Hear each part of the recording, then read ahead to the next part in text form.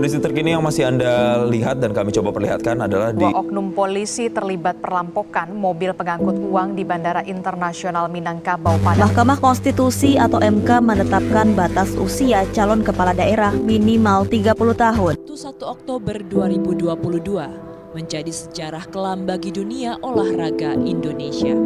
Kejaksaan Negeri Ngawi, Jawa Timur terus mendalami kasus dugaan korupsi dana hibah pada Dinas Pendidikan dan Kebudayaan tahun. Tinggal bersama di dalam rumah petak berukuran 3 x 4 meter. Itulah yang dialami keluarga pasangan suami istri. Ban KDRT yang dilakukan oleh suaminya. Rekaman KDRT Kementerian Kominfo buka suara soal dugaan kebocoran data dari Dukcapil Kementerian Dalam Negeri. Nah, jika terulangnya kasus diskriminasi agama, Sri Sultan Hamengkubuwono. seorang siswa SMP diperkosa 4 pria di Tetapkan kepala sekolah di lingkungan pusat kegiatan. Undang-Undang Dasar Negara Republik Indonesia tahun 1945 menjamin hak dan kewajiban setiap warga negara. Sebagai dasar hukum tertinggi di Indonesia, Undang-Undang Dasar 1945 mengatur hak-hak asasi manusia yang harus dihormati dan dijaga, serta kewajiban yang harus dipenuhi oleh setiap warga negara. Pasal 28 hingga pasal 34 UUD 1945 mengatur berbagai hak yang dimiliki oleh warga negara Indonesia, seperti hak atas kebebasan berpendapat, hak atas pendidikan, kesehatan, kesejahteraan sosial, dan keadilan. Di sisi lain, warga negara juga memiliki kewajiban untuk mematuhi hukum, membayar pajak, serta menjaga ketertiban dan keamanan negara.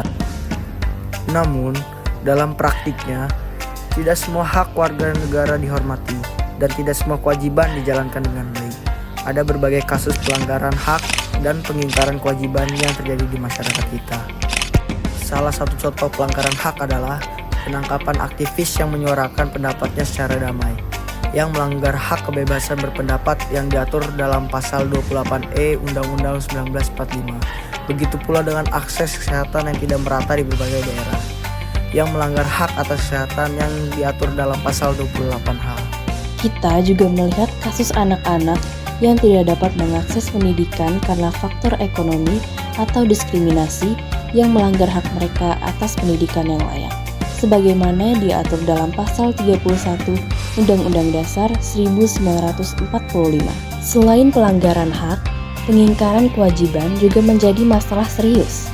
Misalnya, pejabat negara yang terlibat dalam kasus korupsi menunjukkan pengingkaran terhadap kewajiban mematuhi hukum dan menjaga integritas sebagai warga negara.